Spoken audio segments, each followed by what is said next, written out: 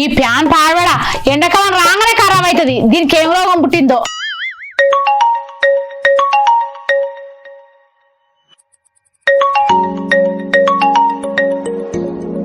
Hello, ఏడున్నావయ్యా నువ్వు? నేను bye కాడ ఉన్నానే. చెప్పు, ఏమైంది? ఫోన్ చేసినావు?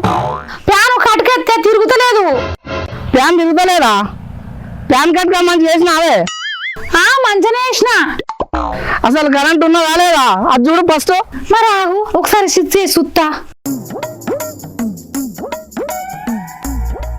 ఇగో కరెంటు బుక్ చేసిన మాగెలిగింది గాని ఈ ఫ్యాన్లనే ఏమో పోయినట్టున్నది. చూపించుకత్తురా.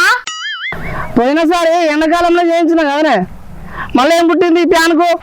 ఫ్యాన్ లోపల ఏమో ఖరాబ్ అయినట్టున్నది. నువ్వు బిన్నరా చేయించుకొద్దు. ఇలా బాయ్ కాడ మస్తు పని ఉన్నది, రేపు చేపించుకొస్తుంది. ఏంది బాయికాడ పని ఉన్నదా? బాయికాడ పని ఉంటే రేపు చేసుకుందు.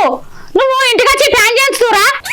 తెల్లందాక ఎన్ని దోమలు కుట్టాలి, ఎంత ఉడకపోయాలి. ఉడకపోతే చట్టం కావచ్చు. నువ్వు రా తొందరగా.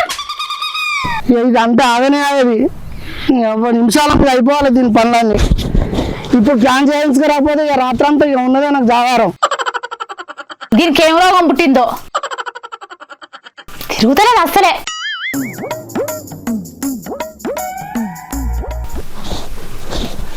తిరుగుతుంది నానే ప్యాను. ఏడ తిరిగి పాడైతుంది ప్యాన్ పాడగాను. ఈ ప్యాన్ చేయించినప్పుడల్లా 400-500 అవుతున్నాయి. సంవత్సరంలో చక్క పని చేసి పడవుతలే. ఇది ఈ ప్యాన్ కొని 10 ఏళ్ళు అవుతుందా? ఇప్పటికి 4-5 వేలు పెడుతుంది. అది పక్క వారేసి కొత్త ప్యాన్ కొనుక్కరాపో.